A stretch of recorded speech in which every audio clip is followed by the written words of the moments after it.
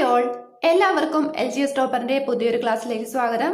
അപ്പം നമ്മൾ ഡെയിലി 8 മണിക്ക് ഇടാറുള്ള കറണ്ട് അഫെയർ സെക്ഷനാണിത്. ഓരോ സെക്ഷനിലും 10 ക്വസ്റ്റ്യൻസ് വീതമാണ് ഉൾപ്പെടുത്തിയിരിക്കുന്നത്. കേരള 10th ലെവൽ പ്രിലിമിനറി എക്സാമിന് പ്രിപ്പയർ ചെയ്യുന്നവർക്ക് യൂസ്ഫുൾ ആവുന്ന ഒരു ക്ലാസ് ആയിരിക്കും ഇത്.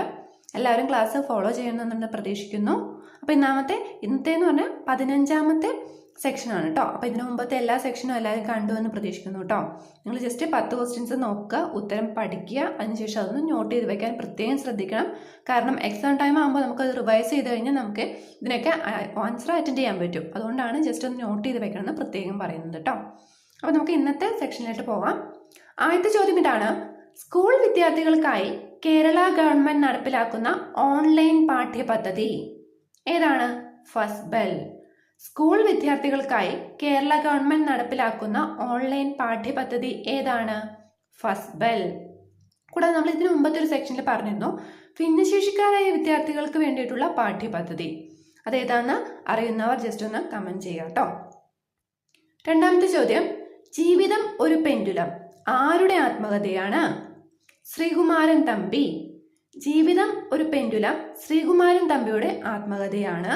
കൂടാതെ 2019 തകഴി പുരസ്കാരം ലഭിച്ചത് അദ്ദേഹത്തിനാണ്. അതുകൊണ്ട് അദ്ദേഹത്തിനെ പറ്റിയുള്ള കുറച്ച് വസ്തുതകൾ നമ്മൾ പഠിച്ചിരിക്കണം. മൂന്നാമത്തെ ചോദ്യം: the Hindu way an introduction to Hinduism ആരുടെ കൃതിയാണ്? ഉത്തരം Shashi Tharoor. The Hindu way an introduction to Hinduism എഴുതിയത് ശശി തരൂർ. നാലാമത്തെ ചോദ്യം: അടൽ ടണൽ ഉദ്ഘാടനം ചെയ്തത് ആര്? ഉത്തരം നരേന്ദ്രമോദി. എന്നായിരുന്നു? 2020 ഒക്ടോബർ 3-നാണ് നരേന്ദ്രമോദി അടൽ ടണൽ ഉദ്ഘാടനം ചെയ്തത്. കൂടാതെ ലോകത്തിലെ തന്നെ ഏറ്റവും നീളമേറിയ ഹൈവേ തുരങ്കം എന്നറിയപ്പെടുന്നത് അടൽ ടണലാണ്. അപ്പൊ ഇമ്പോർട്ടന്റ് ആണ് കേട്ടോ അത്.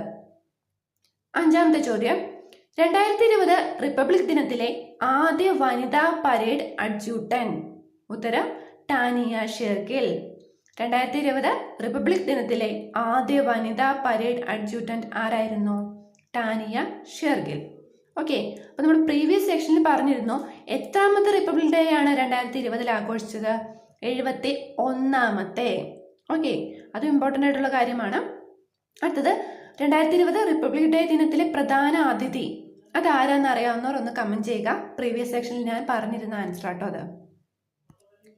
ആറാമത്തെ ചോദ്യം: നിലവിലെ കേന്ദ്ര ആരോഗ്യമന്ത്രി ആരാണ്? നിലവിലെ കേന്ദ്ര ആരോഗ്യമന്ത്രി ഹർഷവർദ്ധൻ. കേരള ആരോഗ്യമന്ത്രി ആരാണ്? കെ ശൈലജ.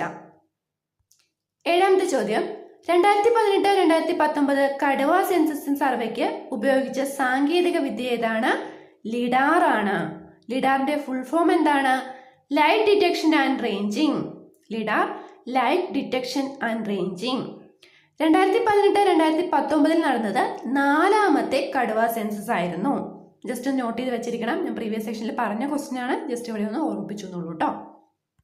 എട്ടാമത്തെ ചോദ്യം: മാൻ ഓഫ് ഓൾ എന്നറിയപ്പെടുന്ന വ്യക്തി Pranab Kumar Mukherjee. Man of all seasons എന്നറിയപ്പെടുന്ന വ്യക്തി പ്രണബ് കുമാർ മുഖർജി.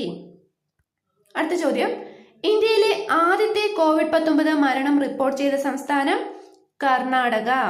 ഇന്ത്യയിൽ ആദ്യത്തെ COVID-19 മരണം റിപ്പോർട്ട് ചെയ്ത സംസ്ഥാനം ഏതാണ്? കർണാടക. ലാസ്റ്റ് ചോദ്യം: COVID-19 നിരീക്ഷണത്തിനായി കേന്ദ്ര സർക്കാർ പുറത്തിറക്കിയ മൊബൈൽ ആപ്പ് ആരോഗ്യ സേതു.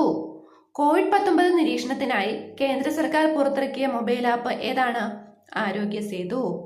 10 ക്വസ്റ്റ്യൻ ഉണ്ടായിരുന്നുള്ളൂ. 10 ക്വസ്റ്റ്യൻ കംപ്ലീറ്റ് ചെയ്തു. നിങ്ങൾ ക്വസ്റ്റ്യൻ നോക്കുക, ഉത്തരം പഠിക്കുക, അതിനുശേഷം നോട്ട് ചെയ്യുക, കുറച്ച് നാൾ കഴിഞ്ഞിട്ട് റിവൈസ് ചെയ്യുക. Thank you.